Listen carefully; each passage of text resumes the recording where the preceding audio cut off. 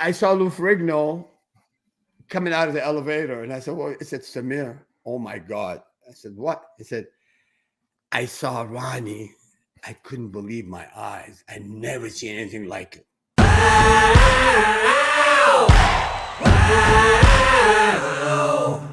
Can you hear me good? I can hear you perfect. Okay. Let's see your double biceps first. Let me see how you look. Dude, you always look big. I'll just train actually, so they are, I think, pumped. Well, I still got the triceps. The triceps always there. So welcome to the Fantom podcast. This is episode 5. And today I have a very, very, very special guest and someone I looked up to when I first got into bodybuilding and obviously watched all the Olympia videos. Without further ado, it's my next guest. We got the Lion of Lebanon, 1983, Mr Olympia Samir Bannout. So Samir, welcome to the Fantom podcast. Simon, how are you, buddy? Good to see you. I'm very well, Good to see you from far away distance. Yeah. The last time I saw you was in the UK. Was it in Nottingham? Yes, it was last October at the Arnold UK. Yeah. Yeah. You're looking good. You're looking good, man. Yes, thank you. Yeah, still training hard. Yeah. We first met was when you came to UK. It was 2015, wasn't it? When you came for the tour, you, Ed Corney, and Tom Platz. Was that 2015? Correct. Yeah. God, 7 years ago, Samir. Time flies, dude. It's crazy. It seems like a year ago when you and I trained at your gym. Yeah, train arms, and we had a great workout, and we did, honestly, the time is flying, dude. Honestly, it doesn't seem more than a year or two. No, but 7 already passed. Oh my God! Years, and even Corney is no longer with us. Rest in peace. Yes, sorry to hear that. Yeah, but so what have you been doing since since we seen each other? I know we seen each other briefly at the Arnold, and it was really good to see you. I think, is that the first time you've been back to the UK since we brought you back? Really? No. Yeah, it was September. It was September. Nearly a year ago. Once you hit 40, I think you will feel the time running faster. Exactly. Yeah. So we were talking. Obviously, I reached out to Samir and asked him if he was coming back to the Arnold this year, and unfortunately, he's not coming. So maybe I'm going to try and get Samir back to the UK for that weekend. So if there's anyone out there that needs Mr Olympia on his stand that weekend, or if anyone's interested in having Samir at a seminar in Birmingham or anywhere in UK, let me know. Drop me a message. And also, if you want any sort of posing classes with Samir, I know Samir is the master posing teacher. So let's try and get this sorted for September. What do you reckon, Samir? Honestly, ever since I worked out at your gym, I always get that's that type of atmosphere I like. And yes, I think bodybuilders today are not really putting so much emphasis on posing. And I think it's really important when you, it's like a car show, man. You want your car to be perfectly shining, detailed, and you show it. And your body, you have to be an artist. You should be an artist and show all the, anyway. So when I train at your gym, I enjoyed the workout, and I think we could help the guys who's hardcore. Yeah, and you give me a few posing tips, didn't you? Yeah. It's from, in all honesty, I'm not just saying for me to be there or to be the man to go after. I mean, you need to have a professional coaches, proven. Simon, right now, I think it's a jungle, with all due respect. But don't you think people spend money on prep coaches, obviously, nutrition, and you might as well spend money on a posing coach? Simon, in all honesty, the prep coaches that understand nutrition in contest prep in general, they're not really experienced enough in posing. So you know what I'm saying? So they'll tell you, oh yeah, you look ripped, and that there's so much we can elaborate on. But really, posing is a big part of it. Can make you or break you, to be honest. So at least that's from my why spend all the months dieting, training, and for not to display the physique? Yeah. So why do you think that's happened? Then why do you think people don't put the emphasis into the posing anymore? I don't know. Things have changed drastically in the past few years. I mean, really, even a respectable pro. You and I know they're friend of ours, and they were really good in this area. It's very unfortunate. In the past 20 years, it's just started getting toward worse, and Yeah. because the prep coaches, the majority of them, they're not competitive bodybuilders. So, I mean, if you're prep coach by Frank Zane, I know you're going to pose like Zane, and Yeah. you're going to pose somewhat like Zane. Or if you're prepped by, honestly, who's the guy that coaching today, the top name? You know, let's say Chris Esito, Chris George, Milosavljev. Milos is about the only one that actually could do the posing. Yes, yeah. The Honey posing, Ramrod. yeah. But yeah, it's important to have a professional, masterful poser helping you. Yeah, I remember when I obviously got into bodybuilding, and obviously there was no prep posing coaches or prep coaches back there. So I used to, when I first started competing, I used to get the Mr Olympia videos on VHS, and I used to study them. I used to study your posing, Sean Ray, Lee Labrada, all the sort of graceful posing, and I'd sort of make a routine based on sort of emulating some of your poses. And you just don't see that anymore. People just get lazy. They come on a stage, they just hit a few mandatory and just walk off. So there's no. We all learn from each other, Simon. I mean, in the past, I was fortunate that I came in a good time where I used to look at Frank Zane's photo, Arnold photos, and try to emulate, copy them. And then I got to know them personally and learn from them personally later on. I mean, it's crazy how things happen. It's like a dream become reality. But again, I'm fairly known with my posing, and then most people could look at my Instagram, look at my photo. Every pose I do, I make sure it's from head to toe done right. Beside the transition and stuff like that, I think what's important is, you know, learning from masters like, let me just say this quick. Bill Pearl, who's one of the master. Bill Pearl is 92 years old. He's still with us and he's doing fine. He owned a farm in Medford, Oregon, and he wake up every morning. He wakes up and work out every morning, and he's at 92 years old. But what I'm just saying, Bill Pearl helped guys like Chris Dickerson, Boyer Cole, Dennis Tenorino. If you look at all these guys' photo, they were elegant in every pose. Okay, I bet you if Ron Coleman was under the hand of Bill Pearl, posing wise, he will show the performing art properly. Let me just bring on your posing routines. So this was 1984, wasn't it? As you can see, I have my arms closer to my body and my legs kind of more together, because once you open your legs too wide apart, you throw away your symmetry and balance. Okay, back in the days, we weren't really freaky beyond massive, but I don't really think it's necessary unless you can be super massive and wasted. And this is the only thing sometimes I will argue about with some of the coaches, because I mean, I like mass, but it definitely has to come with class. But now we're talking about posing. See, you know, showing that, like, a lot of people don't flex their rear delts when they hit this pose. And, you know, I was a natural when it comes to posing. I really never practiced posing in here. I just went up and did my routine. So you didn't practice. You didn't put this routine together. It's just sort of freestyled it. I didn't really practice, but the thing is, I should have. Yeah. But I guess sometimes we learn the hard way. You know, it's not like I could have been better with my overall routine. For example, Makawi used to have like incredible posing routine altogether. I'm not talking about each pose. I'm talking the transition with the music. I really didn't really practice that enough. And I used to grab a posing music, hear it like 10 times, and I say, oh, I got it down. And that's the truth.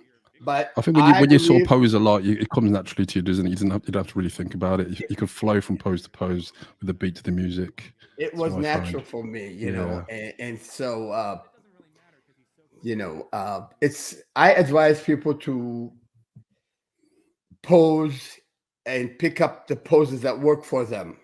Yes. I mean, I wouldn't do poses that don't look good at me. After all, you have, I don't know, nowadays you have 45 seconds or 1 minute, and you cannot do poses that does not belong to you. And you do poses to make you look better. You don't show want to off your do a good pose points. for, Yeah, you show I off your mean, good points and hide your weak points. for example, I'm looking at you, Simon. Say the double bicep looks very good on you, or the side triceps. So, for example, if you look at Arnold, he never really hit side triceps poses. And if you look at Zane, he never really did too much of a side chest poses. Why? True, They're yeah. smart. They knew exactly what works for them. So Yeah. Arnold avoided side tricep poses. Frank Zane did a lot of them, and he made it flows, and his tricep popped out. Arnold, he's good from the side double arm or double bicep, and his transition was very good. Back in the days, we used to have in the very beginning, we used to have any music out there. Now you pick your own music and you go up on stage. So you might as well have a good choreographer, do your best 10, 15 poses and put them together and do the transition. So back then, was you judged for the posing routine? Back then, they really judged posing. Now, I don't think they're paying much attention or giving you much point on posing. They should. I think nowadays, because there's so many competitors, it's sort of quite rushed. And when there's probably 30 guys in a class, you're getting like 45, 40 seconds. They just come on and off, literally. Simon, let me give you an example. Since now we are talking about posing, we're going to talk about other things, I'm sure. For example, if you look at the classic Olympia, for example, we have a Chris Bum who won the Mr. Olympia, Classic Olympia 3 times already. Brayon won it once, and he came back looking sometime better, but he was unable to defeat Chris Bumstead. Yeah. You know who he is, right? Yeah, I'm sure. Yeah. The thing is, like, in all honesty, do I think Chris Bum is beatable? Of course he's beatable. Do I think like guys like Brayon could beat him? I think he could. But again, Chris Bumstead, he takes his body from, let's say, 5 and he makes it look 15. Brayon, his body is 10. He drop it down to 7 when he poses. I have to tell you. And it's not about dancing and doing so like the swan and say, you have to show your strength. Bumstead, he showed his strength. Even though Bumstead could have used more help on his arm in the arm department, but he's smart. You know, he kind of apply the Frank Zane style. You're saying his physique comes alive more when it poses, it sort of pops. Yes. And other physiques, they don't, when they do pose, you agree? It doesn't complement you the physique. Agree with me. I know you agree with me. Yeah, 100%, yeah. No, but it does make you or break you. You know, when you have a good arm, let's say, you want to do more poses showing your arm. If you have weak arms, you have to, avoid doing many of those poses. Yeah. And so you have to be smart how to show your body overall without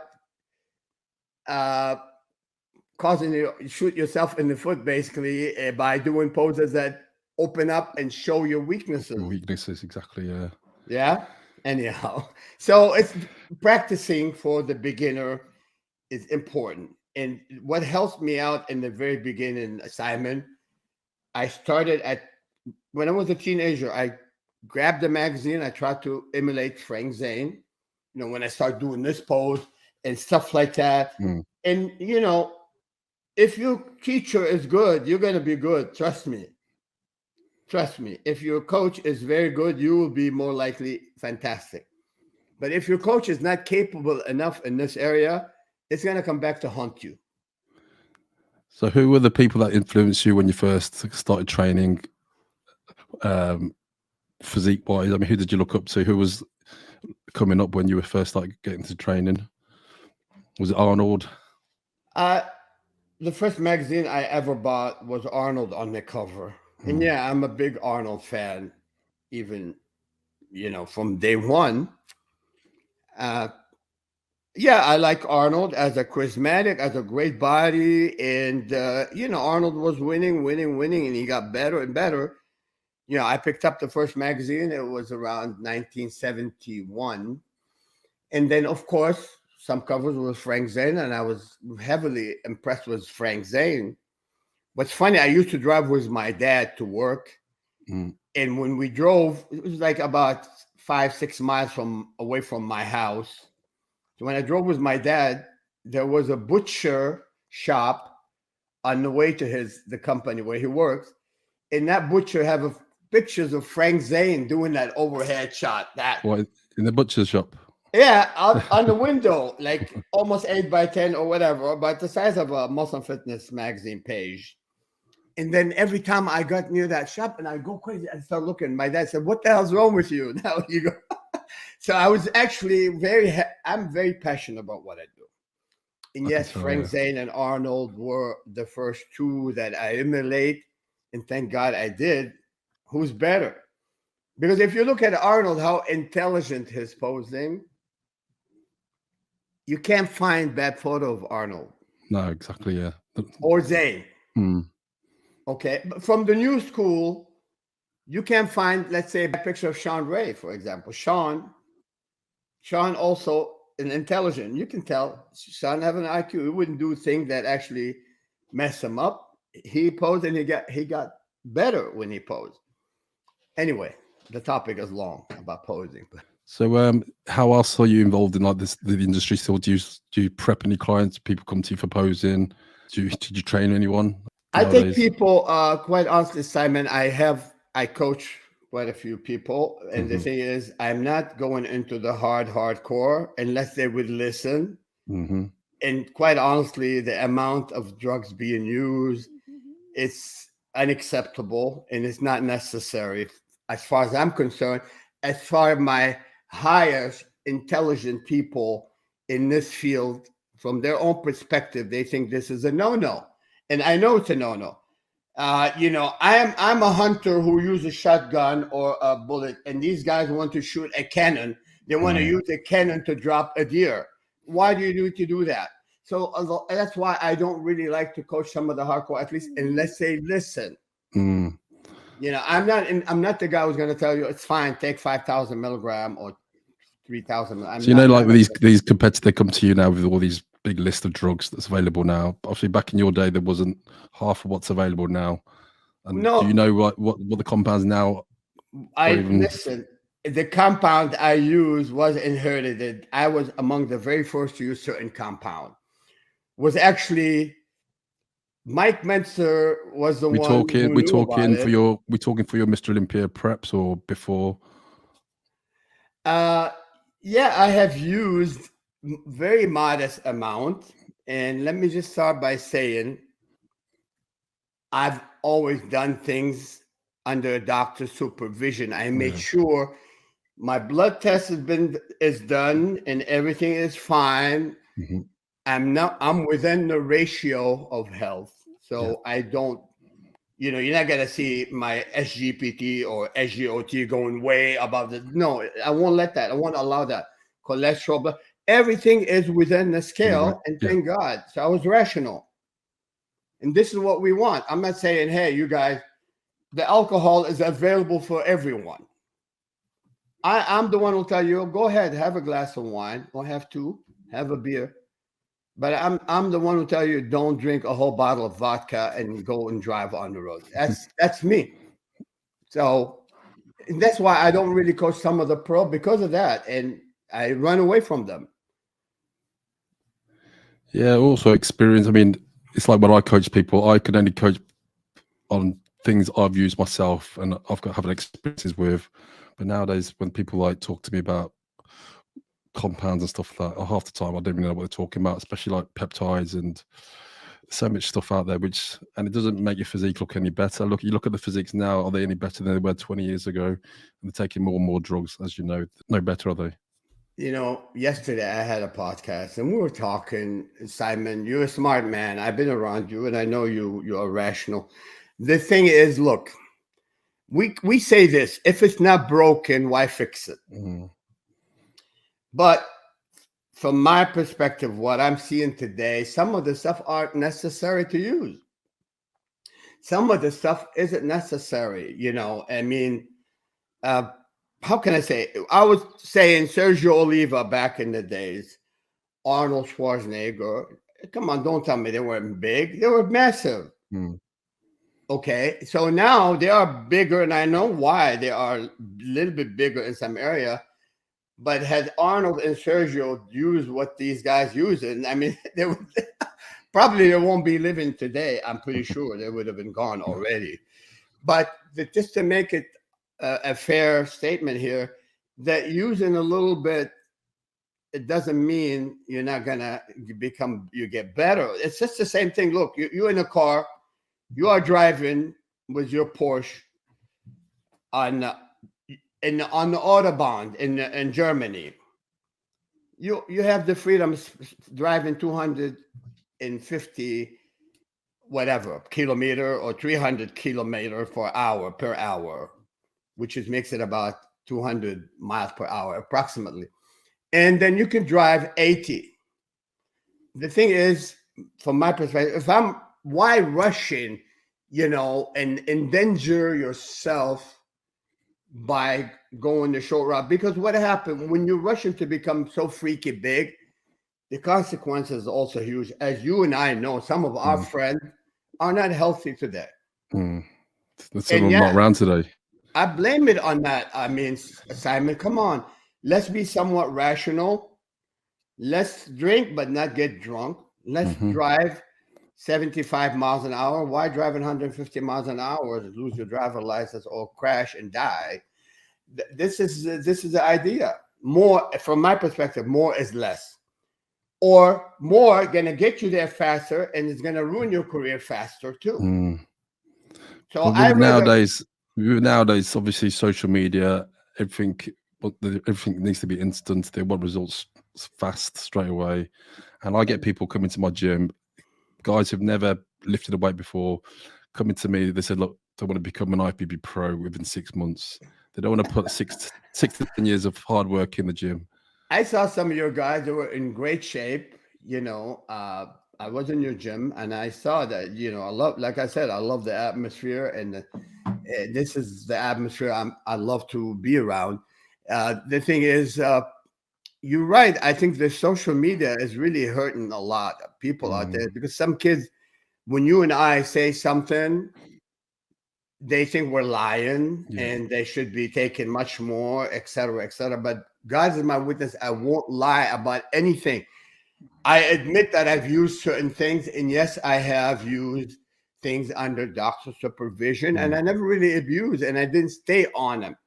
And let me just tell you, even the great of the greatest I know, I live in Southern California. I know everyone from Steve Reeves to John Grimmick to Arnold Schwarzenegger to Dave Draper, Bill Pearl, and the whole 9 yards. I know all these people, and I know the majority, in 99.9, have used anabolic. But what's the difference, Simon? These guys were rational. They were rational. Look, if they tell me, oh, but these guys weren't as good. No. What we know today about getting more ripped, we are more advanced about getting that onion skin and getting shredded.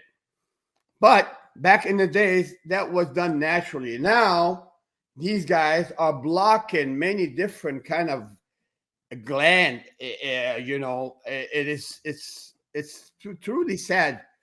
If you are very sharp about your nutrition and understand how to maneuver and do things, you wouldn't need to do these crazy stuff like a blocking adrenal. I'm doing this and that to get super dry.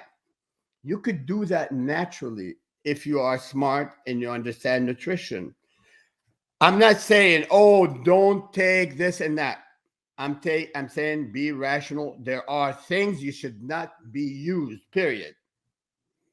There are things should not be used. It's only my opinion. I'm entitled to my own opinion. Yeah, I think people now, they're lazy as well, aren't they? I think they are lazy. They want results quick, and they're willing to, rather than do like hours and hours of cardio and go really low carbs, they just want to inject something and take pills, etc. Look, You think? I got to tell you something funny. Okay, I got to tell you something funny. Not to brag. My buddy Jeff Milano, who's one of my people here, I coach Jeff. Jeff, he brought me this gentleman to my house. This is about 2 months ago. This guy, and I could say his name, Brad. He may hear this, but I'm not gonna say his last name. Brad came in, and then I looked at him. He wants some help on posing. So he was right here, about 10 yards away from where I am. I looked at his routine, and I said, wow, okay, do this, do that. We changed things around. And so I looked at him, and he was in shape, but kind of flat. So I said, look. How many weeks out was he? And he said, Samir, could you help me peak for the show? And I said, but will you listen 100%? And he said, yes, I will listen 100%. So I looked at what he's doing, what he's taking. So I said, okay, we need to remove this out, put this in, take this out. And he was like, really? So on the road, when they left my house, he told my buddy Jeff, said, man, I'm worried. Samir want me to remove all this stuff, dude. Jeff told him, I said, look, you either listen or don't tell me anything anymore. Don't even ask me for help. So anyway, Brad, he did everything as he told. And I told him, if necessary and urgent, you may have to use diuretic, because I introduced him to new concept of loading and how early he needed to stop whatever cardio he was doing at the right period of time. So he was with me constantly, nearly daily. And Brad, he went from here to here. This was like a week out. I take it from the show. That happened about 6 weeks ago, honestly. Yeah. But was he a week out the bottom line? I was going to tell you something funny. He peaked perfectly, and I went to see him on that show, and he had some diuretic with him, and he have it in mind that he will use it. Okay, and I said, no, you don't use it unless you have to, unless you must, because I'm doing something very new with you. And I don't want it to backfire. If it did, we may use it. So when I got there to the auditorium, his mom and dad were there, his friends. I looked at him and he said, Samir, are we going to use the diuretic? I said, hell no, you're not. You fine just like that. Yeah, you don't need it, yeah. But he was like expecting, I'm going to use it. No, you don't use it. He went up and he won his show, and he was the most ripped in the show. And all his messages, Samir, I love you. His mom and dad, Samir, this is the best he ever looked. He competed several times. He never peaked this good. So some kids need to listen and have some confidence in someone that been there, done that. And it's not always, the answer is not the drugs. Do you think people, like, when they rely on diuretics, they're thinking, they look at themselves, they think they're holding water, but they're holding fat, and they think taking a tablet a couple of days before they're going to eliminate the excess water, where in reality they've got the fat they need to remove. So they're not lean enough to start with. And the diuretic, if you take a diuretic, it's going to look flatter because. You know what I tell people when I go, Simon, when I go to a bodybuilding contest, let me tell you, the majority aren't fat. 99.9% of the competitor are ripped, but either they're flat. When you're flat, you will look like you're holding water. If you're ripped, if you are ripped to the bone and you filled up, a little bit of water would not hurt you. A little bit of water cannot hurt you, unless if you are flat, and then the water would look much worse on your body. So this is the difference. So most people, back in the days, I know people would eat for 3 days everything, and then they spill over. They take a little diuretic. Yes, some people.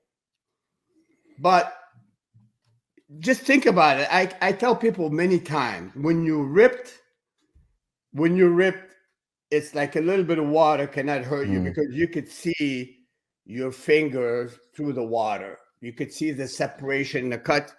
So that means a little bit of water is not going to hurt you if you are full and shredded.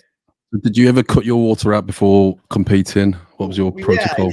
yes, you may, if you, let's say, let me just talk about it openly.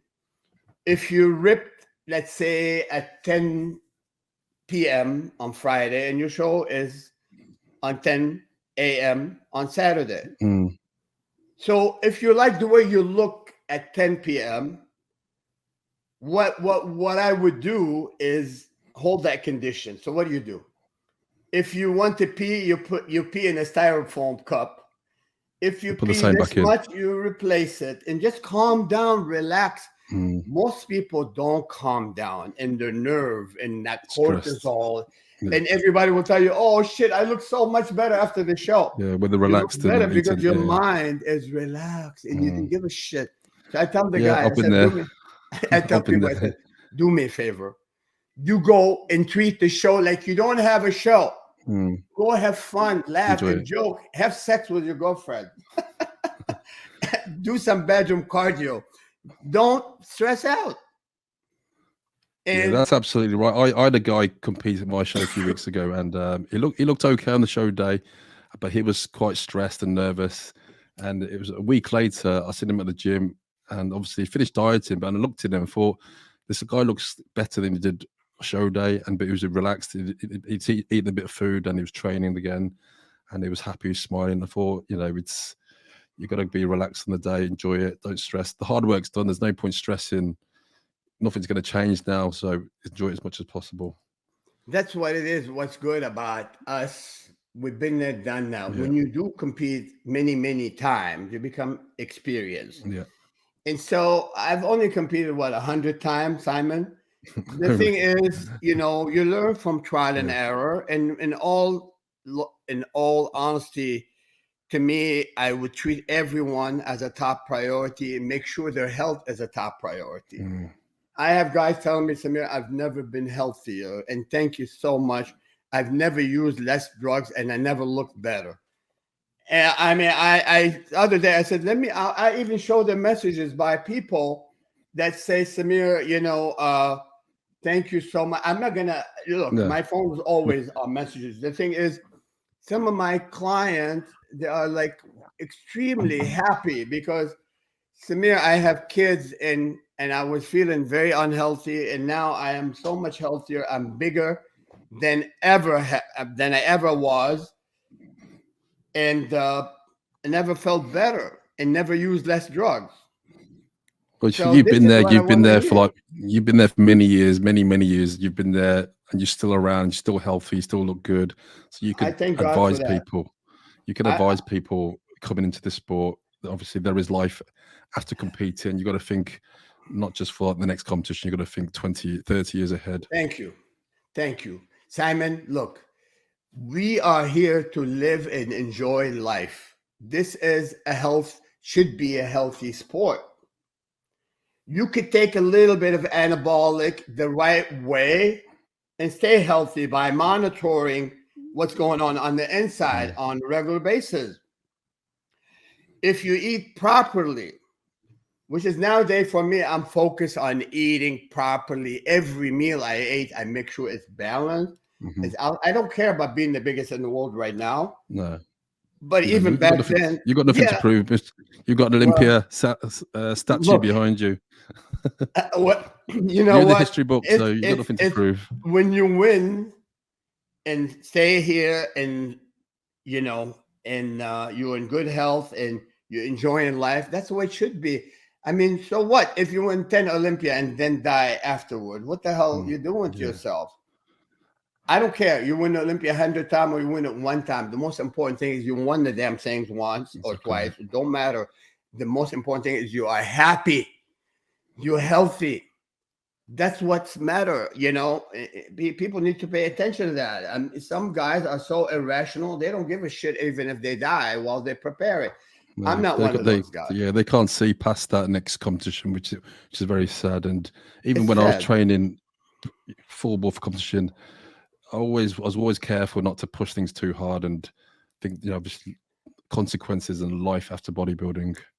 Thank you. Yeah. Thank you. I mean, you and I, when we train balls to the walls. I mean, no bullshit. You saw me training, and you know what? I don't know how many years older than you, but I was keeping up with you, wasn't I? He was, yeah. You give me we had a good arm session there, yeah. No, seriously. We trained with high intensity. Hmm. This is not a problem. You train hard, you go by how you feel, but you don't overdo the chemical. Hmm. And when you don't have a competition, stay out of the damn chemicals. Stay away from it. You know, you have a competition, you may use it for a period of time, but make sure, check everything. Make sure your internal organ, everything is working like a clock. Yeah. And this I mean, is what do you think? this What is do the you think difference. what do you think about TRT then for like people that have say finished competing, they're in their sort of late 30s, 40s, but their testosterone is obviously suppressed by taking anabolics. So what do you think about TRT? No, I think it's very the TRT is okay. It's actually healthy if your body isn't functioning properly. Your testosterone production is nowhere. Mm, If you cannot get it back to normal naturally, then you might as well do, the TRT because TRT, yeah. honestly, I do now. I'm Mhm. not gonna say I don't. I take a small amount, very small. And if I tell you, you're not gonna believe me. I haven't touched any anabolic for a long time. And like I said, I don't care about being the biggest. Mm. Like I said here, it's still there. I have enough muscle, but the thing is, I don't care. I care about the engine. I'm not gonna compete right now, dude. I'm 60 something, 66 Yeah. years old. So I have nothing to prove right now. It's about the engine. It's about feeling good. I can run with my kids, play basketball. I could do things. Still Thank train, God yeah. there's no rotator cuff injury, Mhm. no knees problem, no lower back problem. So this is what you want. You've never had any serious injuries, have you? I never hurt myself in the gym. Never That's good. hurt myself in the gym. Even squatting at heavy weight, sometimes insane heavy. And thank God I was careful. And I guess maybe I lucked out. And so look at Dorian wasn't as fortunate. Dorian used heavyweight and he had some tear He tore in his his tricep and his bicep, did he? triceps and Before biceps. the I know many people that tore. Ken Waller tore his arms also. Vince Taylor tore his triceps. Just about everyone I know. I think when Dorian was sort of Mr. Olympia, especially with the English fans, he was obviously a massive influence in the British scene, and everyone all of a sudden started training like Dorian, and they started going balls to the wall. Then everyone started tearing muscles and tearing biceps. Look, I had enough beef on my frame, and you know what? I trained with the person that actually put the high intensity, short duration into Dorian's head. Yeah. I was around Mike Menser and Casey Vito for years, and I trained with them, and I developed fairly enough size for my height. You can't say I was tiny, but for my height, at 5'6", I won the Olympia. I was 196, and my body fat was under 2%. Under. I was 202 1 month prior. The thing is, yes, Dorian, he took the heavy duties principle and he applied it properly. Yeah, Dorian is a warrior. He's a warrior. I mean, he trained in a dungeon. He didn't give a shit about being in the gym with marble and shiny equipment. This is what I respect Dorian for that. And so I had that similar mentality. I was using heavy weight, I know Dorian used heavy bent over row. I did extremely heavy bent over row. And you know what? Dorian's best body part is his back. And that was my best body part too, is my back. Ron Coleman, best body part, probably his back. So the high intensity, short duration. Look, I don't think people get hurt using heavyweight. People get hurt using lightweight in a sloppy way. They can be sloppy. I mean, look at Dorian have no problem with his back, but I'm not exactly sure how he messed up his biceps. I think if my memory serves me correct, he was doing reverse grip bent over rows. I think it was when was it? It was probably It happened in March 19. My memory is very good. So it happened in March 1994 after he won his second Olympia. And how much weight was he using? 405. Come on, look. This is I'm not reversed gonna though, so brag. it's more bicep. Well, there's a lot of biceps involved when you do bent over row. Mm. And my bent over row was insane for my weight. Even Arnold would look at it. What the mother, you know? I at time would use up. I could probably do 500 pounds for 6 to 8 reps. Really? I did 465 with no bullshit. 465, 10, 12 reps, strict form. And of course, I was a little crazy. I smashed the wall in my head and I came in train.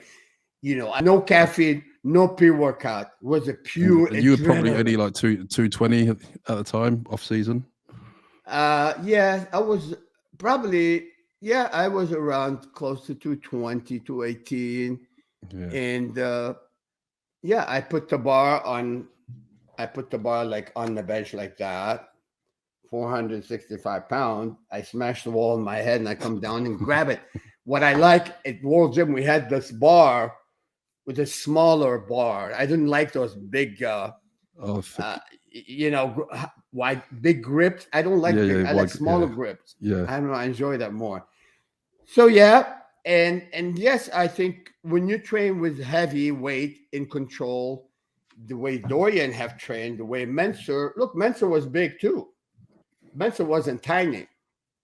He was massive, but Mensur trained so much. I mean, Dorian inherited what Mike gave him. Yeah, exactly. Yeah.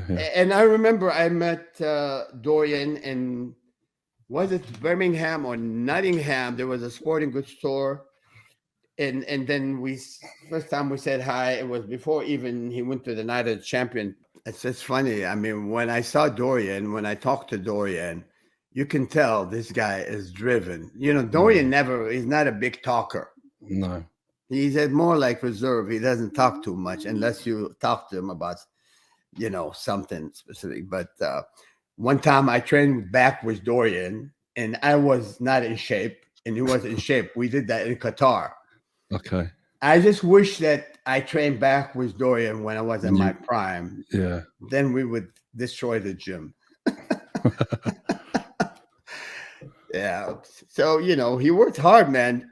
I trained with Dorian. I trained with Dorian for many months. Obviously, when he retired, not when he was full Mr Olympia mode, but so I learned a lot from Dorian. You are rival. You and Dorian are rival. You have gyms about what, few hundred yards away from Dorian's each other? Dorian's gym is not in. He trains at my gym when he's in UK. Believe it or not. He did. Yeah. Yeah. So we made friends. Oh. Life's too short. You're a good guy. You're a good guy too, man. So we're gonna try and get you back to UK September. You up for it? I love the UK. Listen, I gotta tell you this. Even when I used to pick up Muscle and Fitness magazine, look at this. Let me just show you something. So remember this? Oh yeah. That's a silhouette of Tom Platz and Ed Corney and myself. Oh. Simon, keep that shirt. This is going to be very valuable one day. I tried to wear it for this podcast, but it's too small. You're too big. You need a XXX, don't you? Or 4? I'm getting you my Lion Bodybuilding shirt when I see you. Yes, definitely. And then we need to I'd love to come and work out again because I still think about that with your crazy buddy Aaron. Yeah. Crazy Aaron, but it was good. I said, I'm glad that we came to visit Simon. I liked the gym. Simon gym was cool. Yeah. So, but if you join a gym like your gym, I would pay $500 a year. I definitely would do that. Yeah, Simon. People do. I mean, it's worth it because it's a good atmosphere. Do you have to pay for these gym memberships or do you get it for free? Because if they let me pay, I take my pictures from the wall like Arnold did. Now, normally when I go to Gold, like what's funny, they let Lee Priest had to pay. Nobody recognized him because a new kid's employee.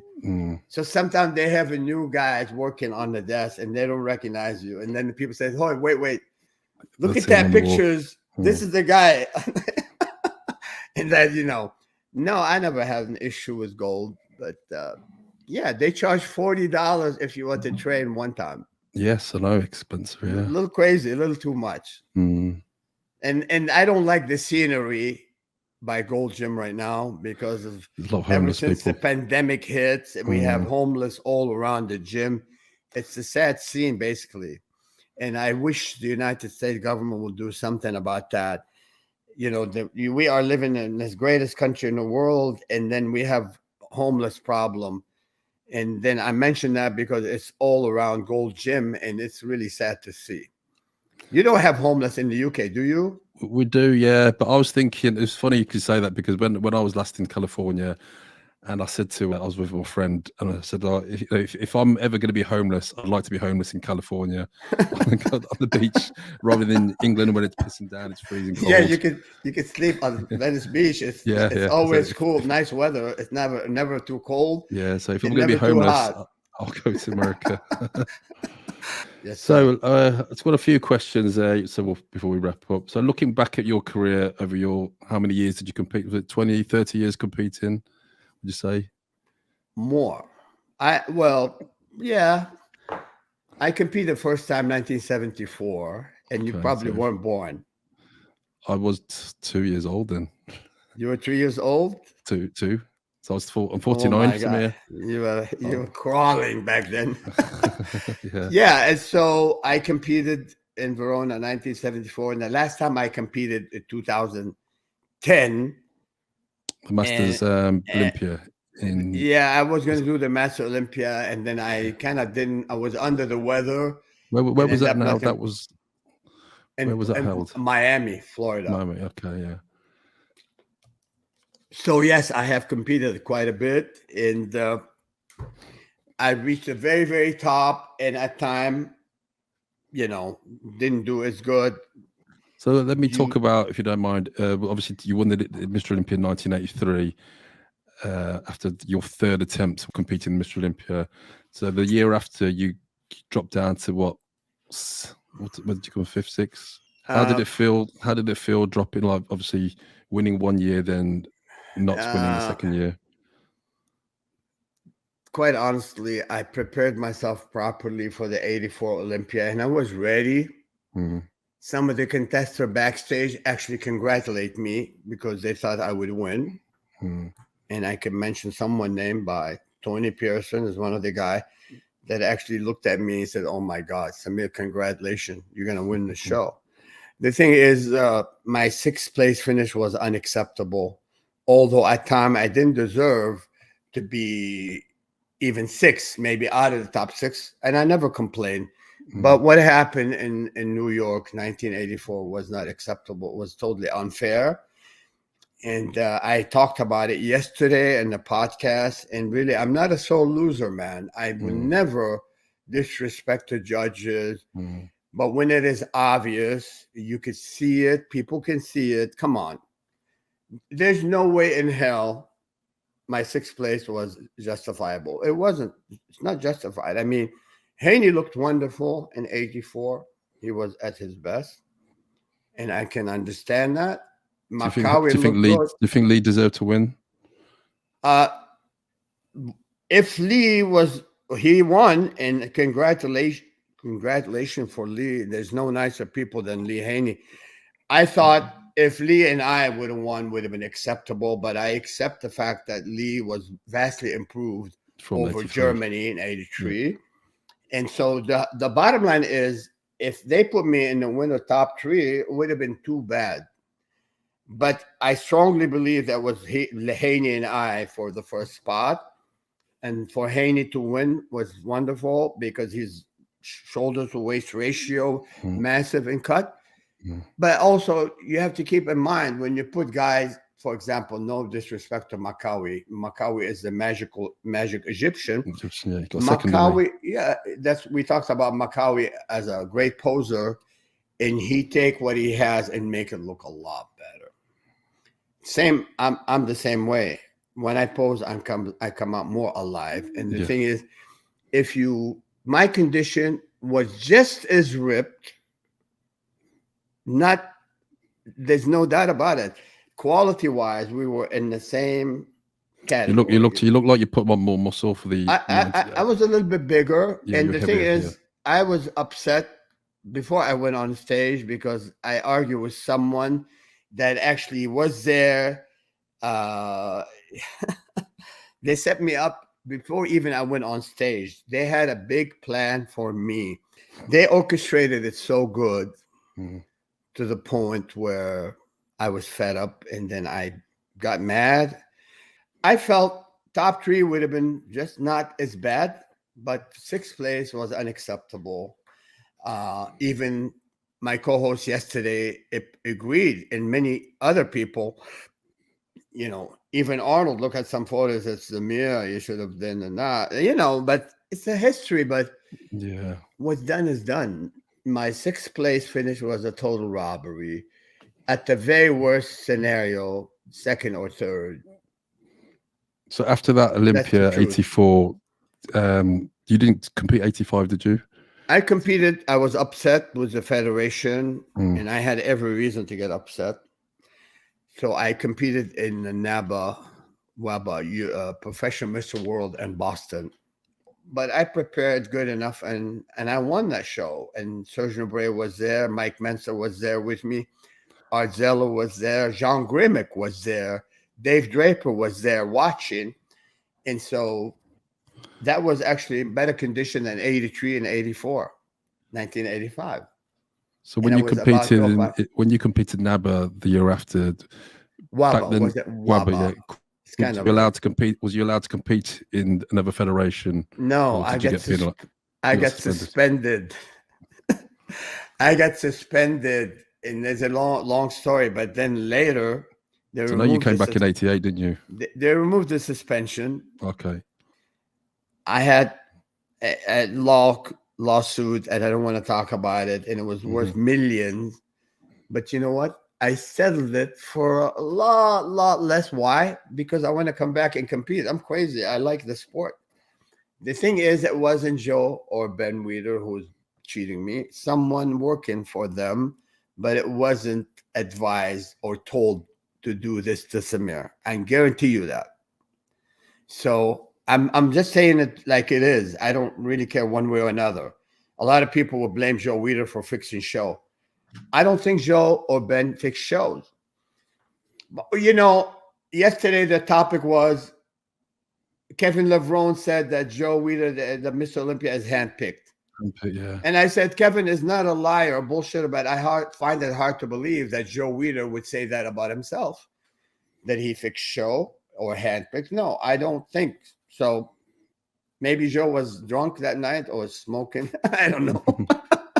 But, I believe Levrone say things, but again, I would never imagine that Joe Weeder will say bad things about himself, but we are fixing show. Do you think Kevin said that because he never won the Mr. Olympia? Well, my co-host yesterday said he heard Levrone talking about it. And I know Kevin is a straight shooter, a great guy. But on that, I disagree. I wouldn't say Joe Weeder would do such a thing. But Kevin won probably more pro shows. He won a lot of pro shows, didn't he? He's up there with the highest. Listen, Kevin is one of the guy was hair away from winning the Olympia. Maybe he's worthy of one Olympia. Him, Sean Ray, Flex Wheeler. Flex Wheeler, had he stayed healthy, he would have won the Olympia hands down. Flex has a beautiful balance. And God bless Flex. He kind of overdid it, trying to, because, Ron Coleman is a freak of nature, and you want to get big and you want to get better as fast as possible.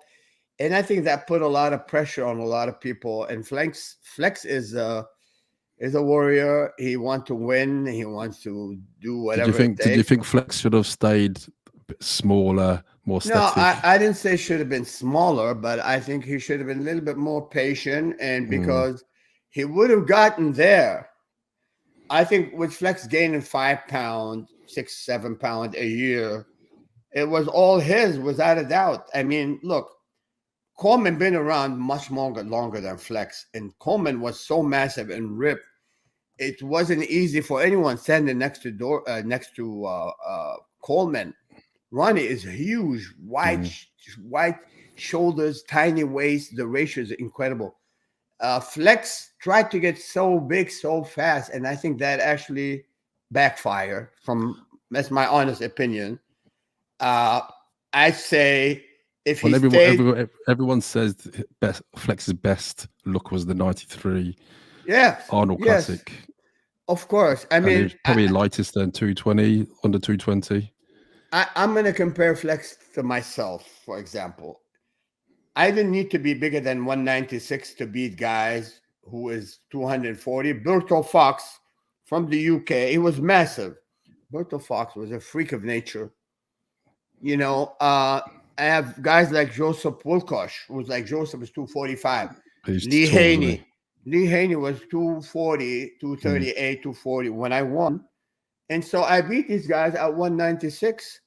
So I don't see why Flex Wheeler wouldn't beat Ronnie, was more defining and stayed the game properly. It took his time and actually would have been healthier probably today. But he put too much don't stress. don't forget before Ronnie there was Dorian as well. So Dorian set the standard for the mass. So everyone was chasing Dorian, and then next. It was all honesty. came. Dorian looked better the first 3-4 years. After that, didn't look as I'd good. say the first two Olympias. Yeah, he looked better. I mean, Dorian also, he went after mass. And I didn't like Dorian when he became extremely massive. And he just didn't look, I don't know, the muscle, he didn't look as healthy. The first 2 years, Dorian looked incredible. Oh, yeah, he deserved all his Olympia. He showed up gnarly. And the thing is, guys like Dorian have a great lower body, great back. He overwhelmed the competition. And this is bad luck for Kevin Levrone and Sean Ray. They had to deal with Dorian. And then they had to deal with Ron Coleman. And forget about it. These guys are like freak of nature. And so do I think they were beatable? Yeah, they were beatable. But I think the guys playing the mass game is not always the right way to go. I don't think the mass game was the solution, especially for Flex. So if we were to put Dorian at his best, say the '93 Mr Olympia, and Ronnie at his best, probably '98 Mr Olympia or 2003 Olympia, who, in your opinion, would win? It's very hard to say. Look, if they stand on stage, relax. Shoulder to waist ratio, nobody's going to take Coleman. Shoulders to waist ratio. Coleman was a freak. Now, who's better on the lower body? Dorian. Who has the edge on the upper body? Ronnie. You turn around, who has the edge overall? Dorian. Dorian from back all the way to his heels. He was ahead. Why? Because Dorian calves were like freaking massive and out of thighs, wasted, good lats. And so Dorian would take Ronnie standing relaxed from the back. Now, when they hit a double biceps from the back, with the back flexed to the back, Dorian will have the edge on the lower body. It's very tough, close competition on top. But depends. I mean, it's apple and orange. We should be there looking at it from close up instead of just those analysis I'm talking about. I'm sure you agree with. Yeah. Well, you must have been at both Olympias when '93 and Atlanta. Was you there? I was. Yeah, and I was in New York when Ronnie won his first Olympia, '98. So yeah, I was obviously no one expected it. I saw Dorian at his best. I saw Ronnie Coleman at his best. I saw Ronnie in Las Vegas. And you know what's funny? I have a Prince of Qatar, Sheikh Attani, who I told him, I said, I want to introduce him to Ronnie. So we went up to Ronnie's room, and the Prince Attani, he had a crystal tiger. And I said, you know what?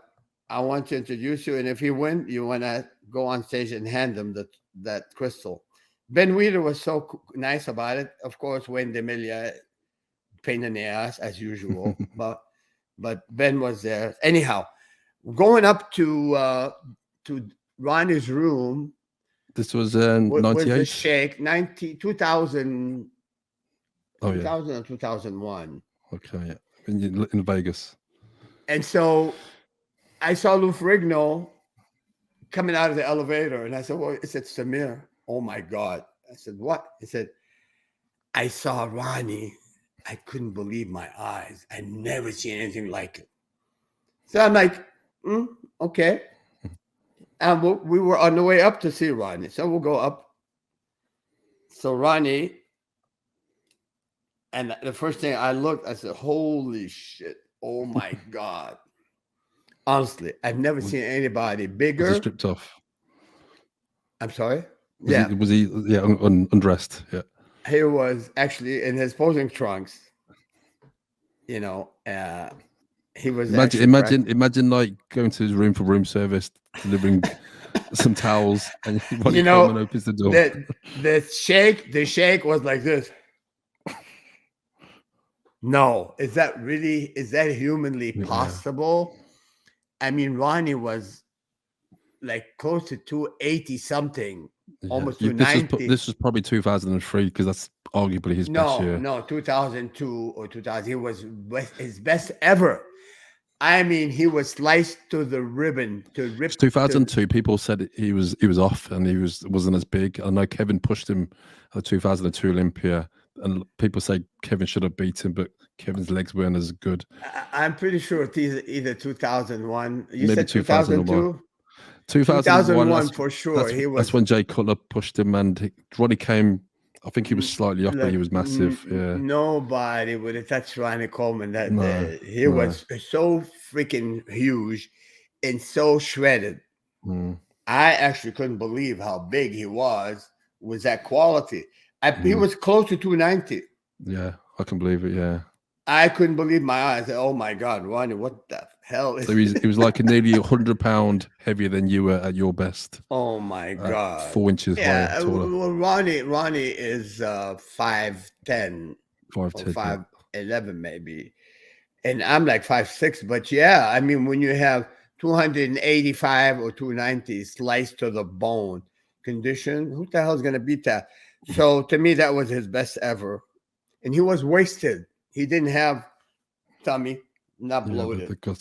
And then after that, it's this topic we can discuss maybe later at a future interview or discussion. And so Ronnie was at his best ever. And I think in that condition, oh my God, him and Dorian at his best would be a very tough call.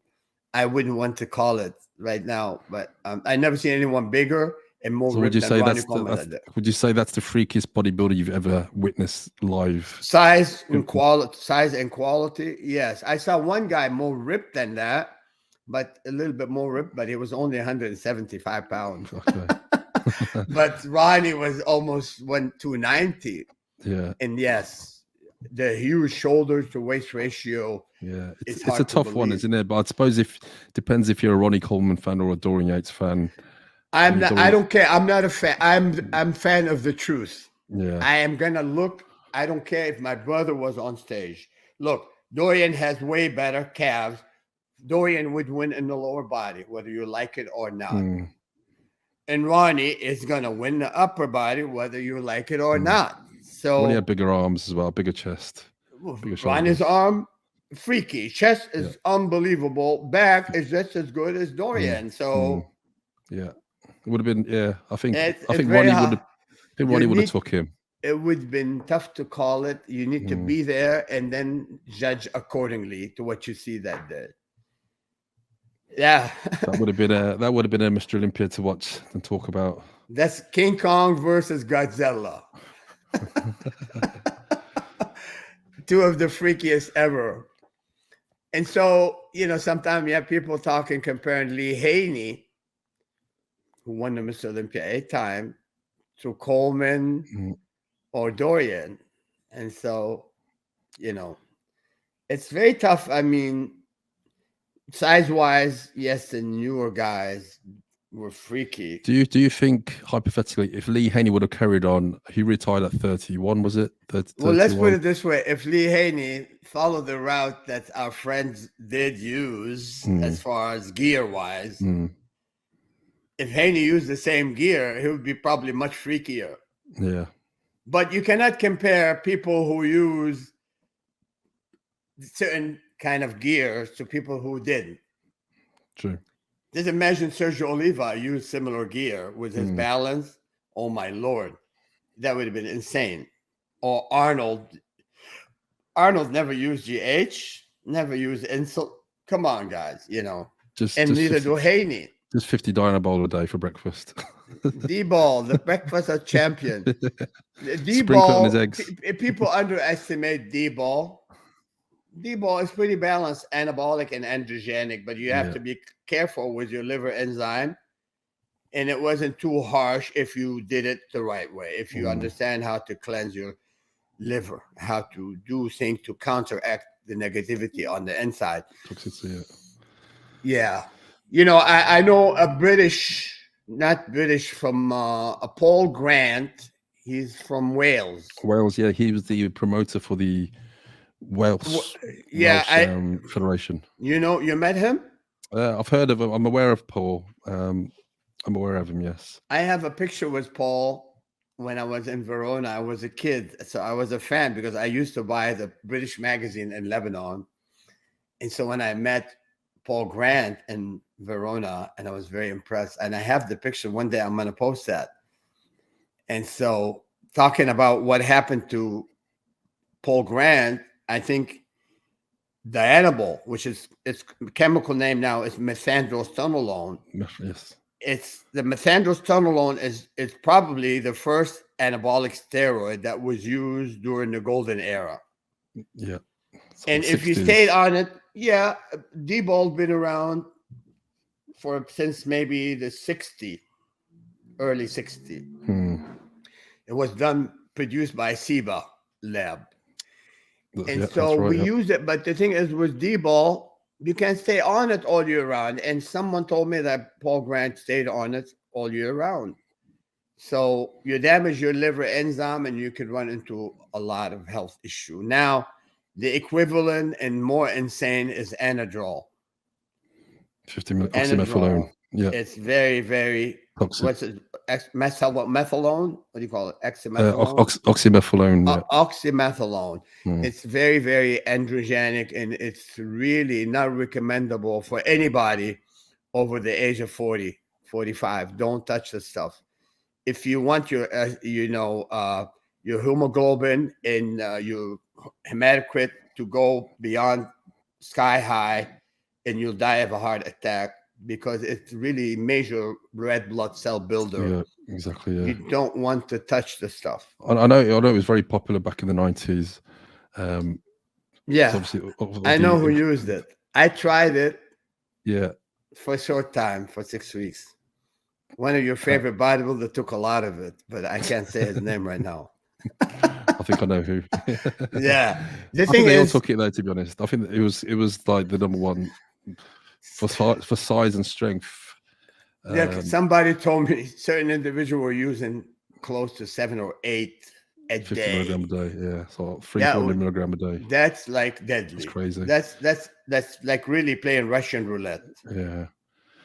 And so this is a no-no. This drug should be handled very cautiously, and blood tests should be performed on a regular basis. Yeah. No. I mean, I've taken it a few times, but I didn't like the high blood pressure, the headaches it gave me. But it's good for your sex drive. It killed my appetite, but not about sex drive. It killed my appetite. Oh, I tried it. You know what? To be honest, I've used one tablet for 6 weeks, and at the time, check this out, I went up to 254 pounds, and that was ridiculous, and I don't want to do that again. Did you take that with anything else, or was it by itself? Did you take it with any testosterone? No, I've taken something else with it, but I wasn't really OD'd, but my caloric intake was like boom, boom, boom, boom, boom. So, I was using like some annotate and cypionate. The two ester works very good together. So you would put two esters together, cypionate, like 250 milligrams of each. I really didn't. The milligram wasn't high. It just they worked really good for me, and I never really ever used more than 400 milligram between cypionate and annotate. Never, ever. Okay. And so at the time, I knew people were using more than 1,000 of each. This was obviously off season for you, 400 milligram. Yes. And so look, you start with like 50 and 50. Cypionate, and then your plateau, you eat your plateau, then you increase your plateau, and then you increase, and then you reach a level. But during that, at the same time, you are taking stuff to keep your liver enzyme in check, because once your liver enzyme messed up, then you're not going to absorb your nutrients. What would you take? What would you take for your liver then? What supplements? I use. This is crazy, but I've used dandelion, real, pure, natural, healthy. Raw dandelion, beside the B12 and salamarin, when stuff like that. But But I think dandelion is the ultimate to cleanse your liver enzyme, without a doubt. That's good to know. Anyhow, what's done is done. I don't, I thought I would have won the Olympia many, many times, but on the other hand, I'm glad that I won it. If you're a doctor once, there's no need to be a doctor twice. But that would have made a huge difference in terms of Samir popularity as winner of a Mr. Olympia so many times. I'm pretty sure Dorian didn't have a better genetic than I do, and Cutler didn't have better genetic than I do. And I was capable, and I'm more passionate than just about anyone. The thing is, the organization played dirty, not the organization it's Joe Weider, Mr. Olympia, but Joe Weider didn't do it. Some of the people assigned to run the show did some bad stuff. But do I regret it? No, I'm here and they're not. I'm healthy. You're still Mr. Olympia. I'm doing fine and I'm in good health, and I thank God for that. But I'm just saying, from bodybuilding perspective, how would I fare about winning the contest several times? I'm sure I would have done more. I mean, listen, another problem, Sean Ray and I, we don't kiss ass, and that's actually sometimes backfire. You kiss ass, oh, you're a good boy. If you stand up for yourself, you're going to get nailed. This is the problem. So always pleasure, and let's do that more often. And let's definitely. We'll get someone else on next time. We can have a trip down memory lane. But there's so much to talk about. Samir, it's 2 hours, nearly been 2 hours, and you know what? It only seems like 5 minutes we started this podcast. But I just want to say a massive, massive thank you. I really appreciate you taking your time out. My pleasure. Great seeing you. Hopefully, we'll get you back in UK for September. I will do my best. That would be awesome. Would be always good to see you, buddy. So how can people get in touch with you, Samir, if they want to get in touch with you?